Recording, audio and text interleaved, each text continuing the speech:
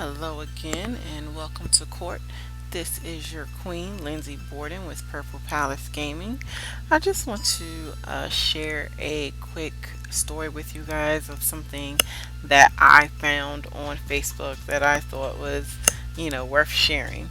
So basically, a woman recently found out that her husband was cheating.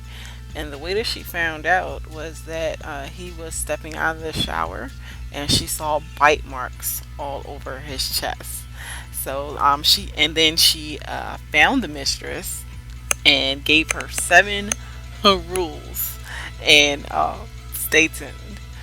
Okay, so rule number one, you are going to have to financially support him. I say this because we have two children together, but you knew that, which means that he will have to give up a sizable chunk of his pay to support them in the manner they deserve. Please keep in mind that since he has kept me a stay at home mom for the better part of the last 11 years, he will also be paying me alimony. So don't forget about his money. Oh, so forget about his money, honey, because it's mine. So that's rule number one. Now let's move on to rule number two. Rule number two, you will have to provide him with new attire.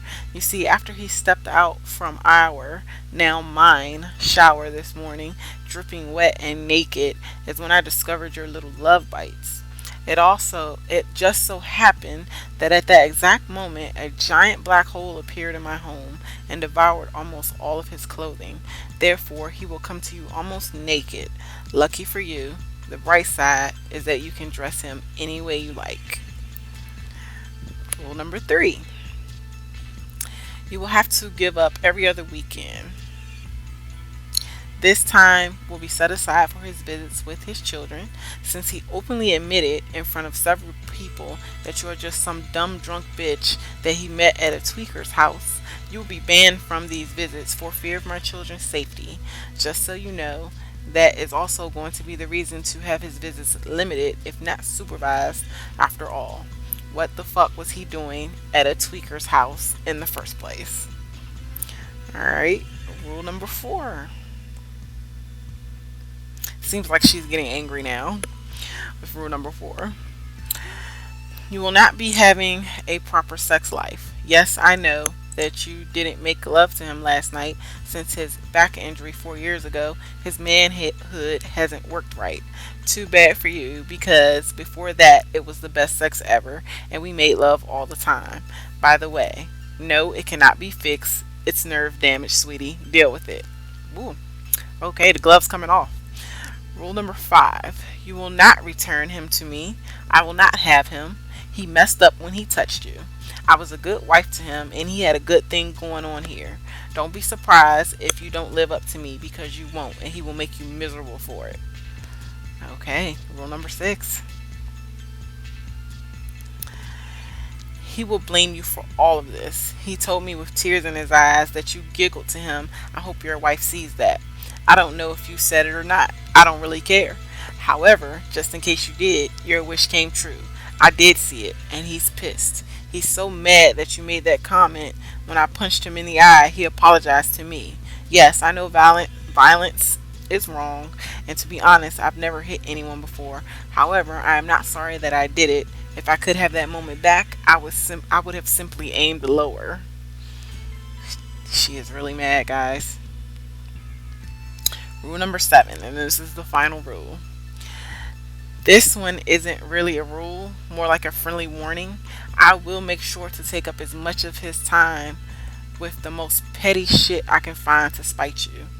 I will make it my hobby to hurt him and you the same amount my kids are hurting right now. Please be aware that he will take it. He will deal with it for years with a smile. I was with him for 12 years. I know him better. Yes, I do feel completely justified in my actions, just in case you were wondering. So, Court, this is the question that I posed to you. Do you think that she was out of line for writing to the mistress? Or do you think it should have been something uh, that she should have just dealt with her husband? My opinion on the matter is I would have never approached the mistress. I would have never done that, but I understand when you're deeply hurt and you're in a heated moment, things like this come about. I feel like when you're dealing with a cheating spouse, you should always deal with the spouse.